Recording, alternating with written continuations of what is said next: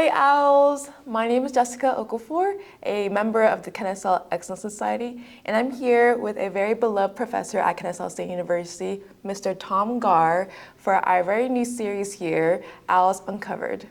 Thomas Garr, it's a pleasure to meet you today. Good to see you again, Jessica. Exactly. Always good to see you. Thank you. So before we start on the questions, I want to get a chance to know you about you and yourself a little bit more. So definitely get the chance to tell about yourself, who you are, and overall what you do in KSU. All right. Well, the short elevator pitch that I give in my classes on the first day is, let's see.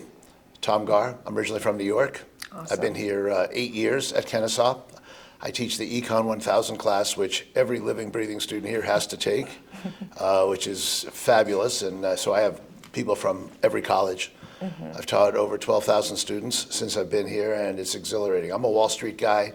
I have a very intense Wall Street background for 35 plus years, and Amazing. This is my giving back to students. I am here for one reason and one reason only, to make sure you and every single other person has the best career, the best job, the best, our dean, Robin Cheremy, calls it being career ready. I think she's right. Right. But my job is to give back and get every single person to the best possible outcome. I come from very humble beginnings. My wife does too. I come from nothing. I come from less than nothing. Yeah. And I did it, and you all can do it too, and that's why I'm here. Amazing. Thank you so much, Thomas Garr. I think you are Just very Tom. much, Tom? Yeah. Oh, awesome. You are very much an influence for many students for many years, so thank you for being here today. Okay. So are you ready for the questions? Lock and load. Okay, gotcha. So on to the first question. So what originally inspired you to teach, and more specifically, to invest so deeply in students' futures beyond just academics? Well, there's a couple of questions there. As far as the inspiration to teach, after my Wall Street career, which was pretty significant, and I am on the board of a hospital foundation, and I've done a bunch of consulting, honestly, my wife said, "Why don't you teach?" And I said, good idea. And I sent my resume out, and all the schools jumped. And Kennesaw was terrific. And I asked them, they said, "What do you want to teach?" I said, "I don't know. What do you got? Finance, accounting?" They said, "Well, we don't have an opening there. Can you teach economics?" I said, "Yeah." And then I asked him, "When does the class start?" He goes, "In a week." So I had to read a textbook in a week. What inspired me to do it is to give back. I have 3 boys. I coached them in all their sports. But this is a chance to make a significant impact. And when it's all said and done, I want to be able to say that I did something that really mattered. And I love being here. Kennesaw, the thing I love about Kennesaw State more than anything else, everybody here, if you're not a student athlete, everybody here has a part-time job. Oh, yeah. Everybody's hungry. Yeah. Everybody wants it. There is such potential here that I wouldn't want to be anywhere else. Awesome, that's amazing. Yeah, a lot of students here, even outside of students, faculty, members, everyone are very driven in KSU. So it was great that you love that spirit for KSU. Yeah, well, don't get me wrong too, there's some phenomenal teachers here. I've met some of the smartest people that I've ever met here. Yeah. And everybody does it their own way. I'm not a PhD, so I do it my way. Right. But we all work really well together, especially in the Coles School. Yeah, the Coles, yeah. Awesome, thank you so much for that. And then on to the second question. What has been one of the most fulfilling moments in your teaching career, a time when you knew your work made a difference in someone's lives? Well, I said this in other interviews. As far as I'm concerned, my focus is to teach them how to succeed. And when they succeed, that's the most fulfilling moment. Right. And I will tell you that the jobs that our careers that our students get coming out of here, there are Ivy League kids that would kill to get what our kids get. We are the best kept secret in the country. And the most fulfilling thing for me, like you, when you go out there in the world and you get some killer position and get started on your career, to me, that's the most fulfilling thing.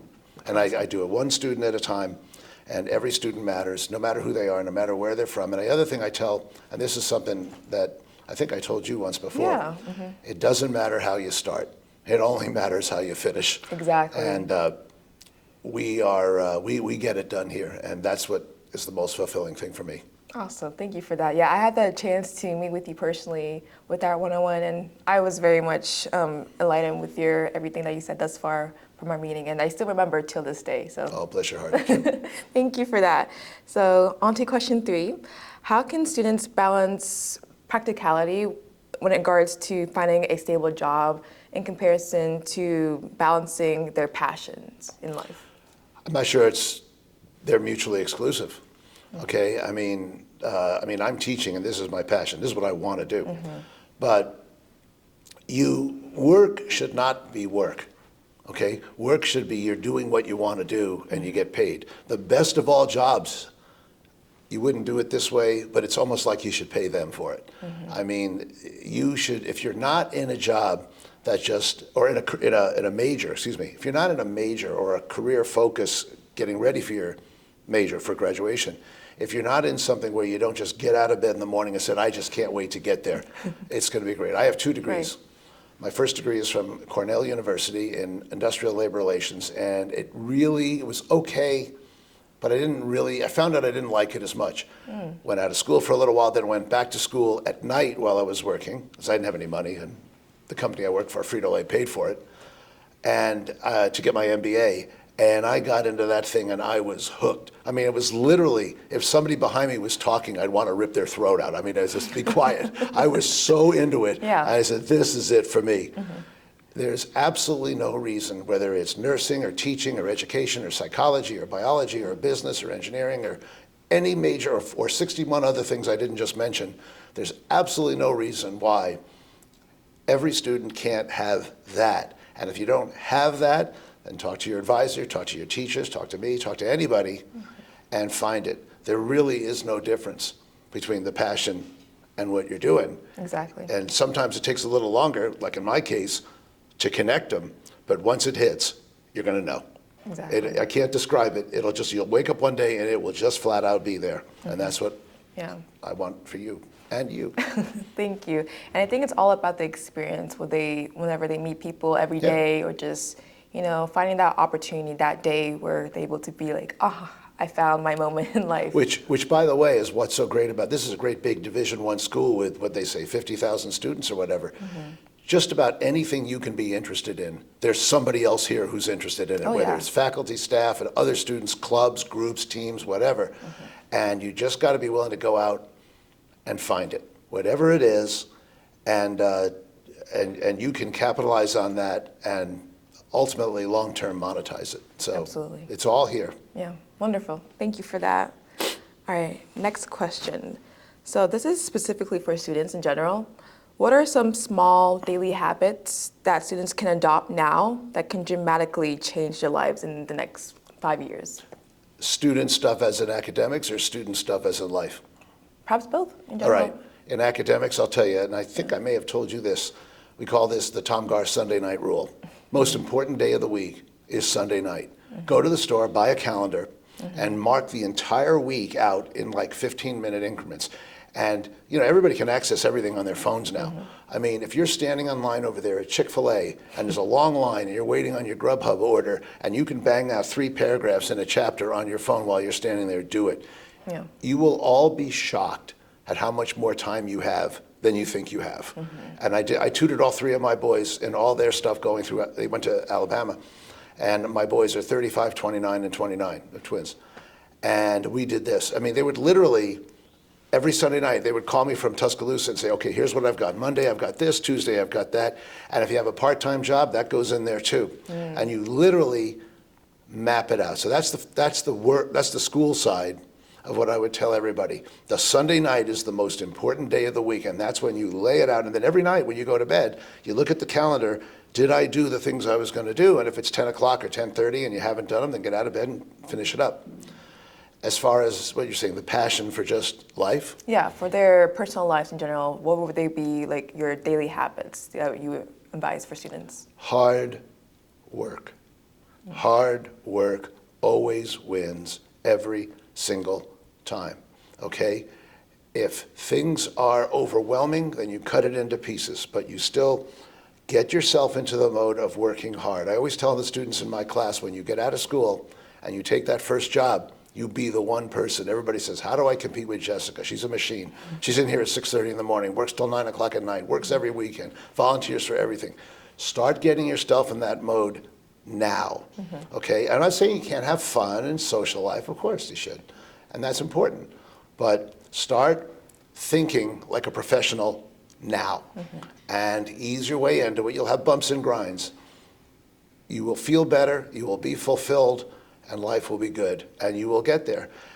You know, the thing I try to do in my class is, I told you, I come from a rough beginning.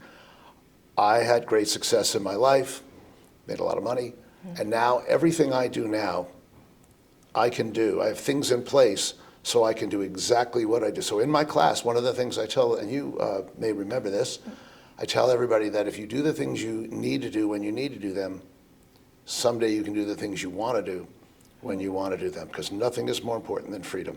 So hard work.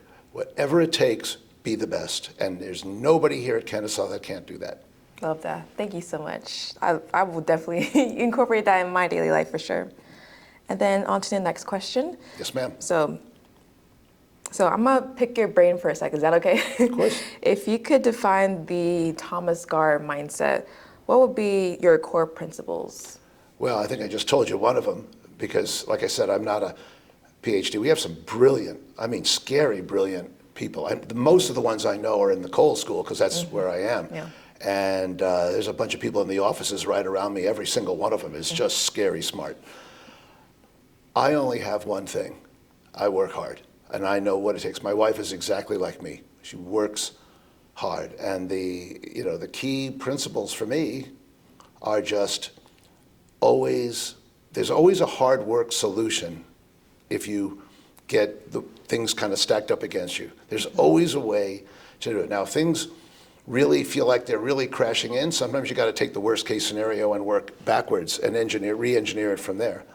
I don't know if I answered your question or not, but you did, yeah. that's what I mean, for me, that's all every success I've ever had in my life comes from effort. Because, I say this in my class, I just said it in my class the other day. Thomas Edison, the great inventor, said that genius was 2% inspiration and 98% perspiration. He's right. He was absolutely right. And that is, that's Kennesaw State. We work hard here and we get results. Results are what matter. And all the rest of it is just noise. That's what I think. Yeah, wonderful. I love that. And then our final question. Sure. What's one thing you wish every KSU graduate would remember as soon as they leave the nest, as soon as they leave KSU onto the real world? They should all know that they're all stars, that they can all do it, that it's, in this country, we have something called equality of opportunity, not equality of outcomes. There isn't anybody here, as we say on Wall Street, that can't go out and ring the big bell. In 12,000 students, I haven't met a single one that doesn't have the potential. I've had some that have come from tough backgrounds, some where their parents don't speak English. I've had some with physical and medical issues. I've had it all. I have yet to meet any student here that doesn't have the potential to go out in the world and crush it. That is what I want every student who listens to this or gets this far in the video, that's the message. I did it, you can do it, everybody can do it, and that's what we do here. We turn out winners. Exactly. And hard work always wins every single time. That's it. Absolutely. Thank you so much, Tom Garr. You Anytime. are an amazing speaker, and thank you so much for getting the time to talk with me. It's my pleasure. Yes. And stay tuned for more future Owls Uncover episodes with future cast members.